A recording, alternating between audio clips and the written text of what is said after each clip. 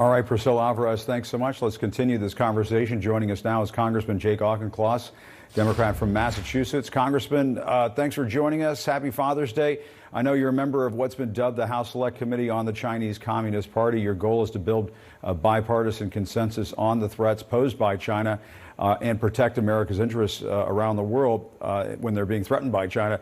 You know, many Republicans have blasted this trip as a sign of weakness. What do you want to see the Secretary of State accomplish over there? Can he accomplish anything over there?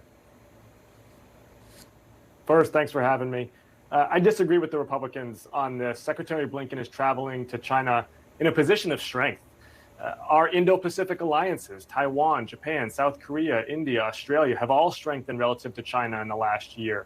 Our economy is turbocharged after the depths of the pandemic, whereas the Chinese economy has high youth unemployment and lower GDP than they expected. And also, we're putting their military friend of no limits on a path to strategic defeat in Ukraine.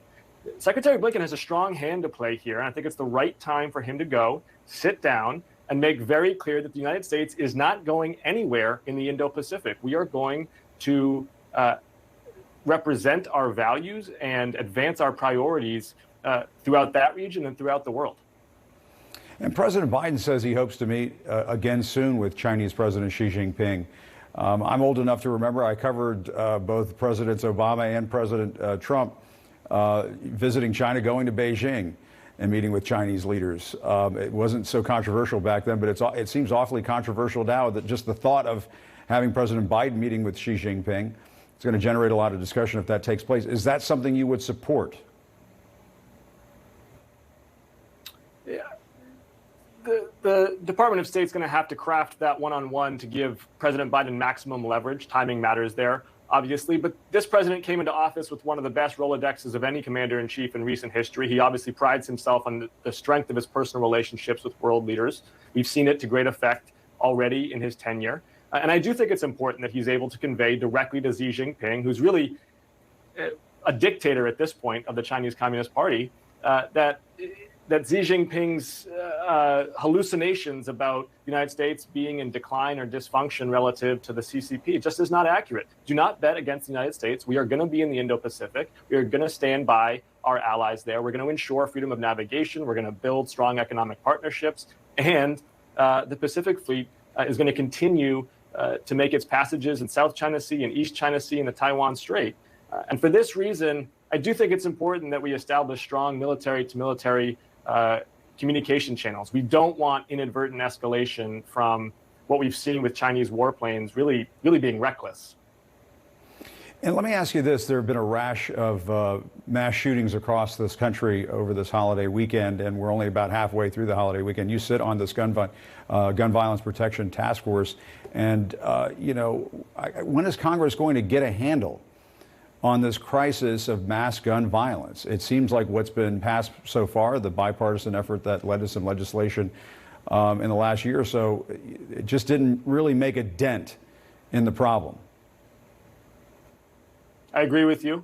And what's more frustrating even than that is that we know what works. Red flag laws, safe storage laws, universal background checks, ending the liability shield that gun manufacturers have for the carnage that their products cause.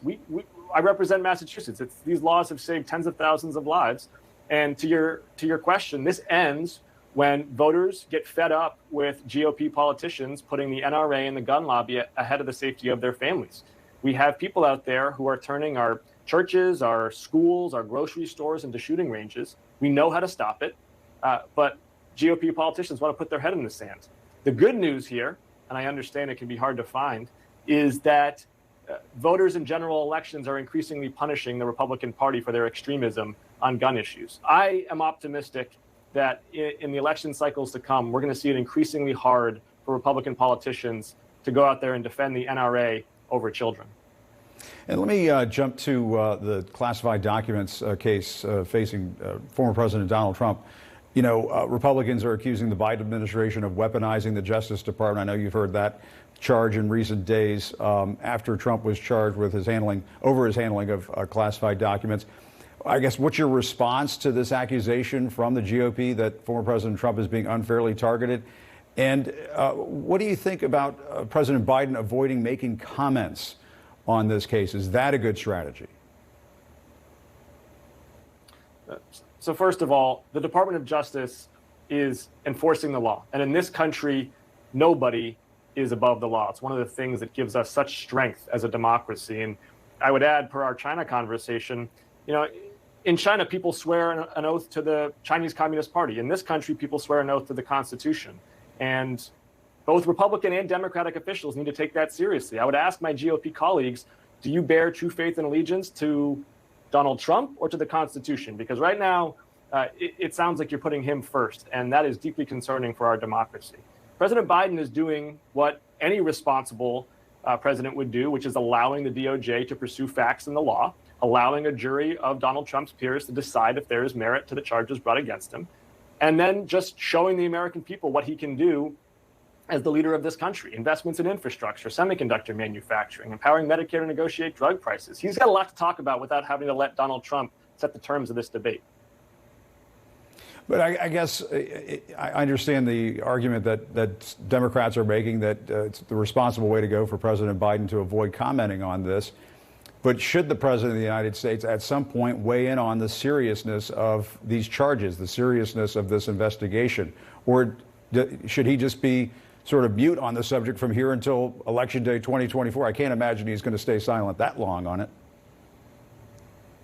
I do think it's important to emphasize that under common law, it is a jury of Americans who get to decide the gravity and the veracity of the charges brought against Donald Trump. Joe Biden didn't give the green light to prosecute Donald Trump, and he certainly is not going to be the judge or jury of Donald Trump. And he is demonstrating to the American people the value of strong rule of law in this country, in direct contrast to Donald Trump's unbelievably irresponsible accusations against career law enforcement officers that have been unfortunately seconded by other GOP candidates and members of Congress.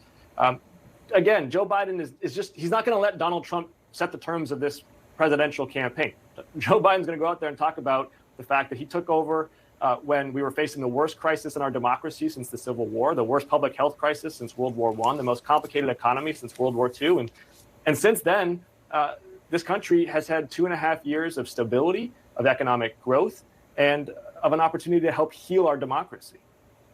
All right, Congressman, thanks very much for sharing your Father's Day with us. I know you're a busy dad. You just welcomed child number 3. Is that right, Audrey? You're the youngest dad in the House Democratic Caucus. Do I have that right? That's something else there. But thanks very much for your time. Happy Father's Day. My pleasure. Thank you. All right, we'll be right back.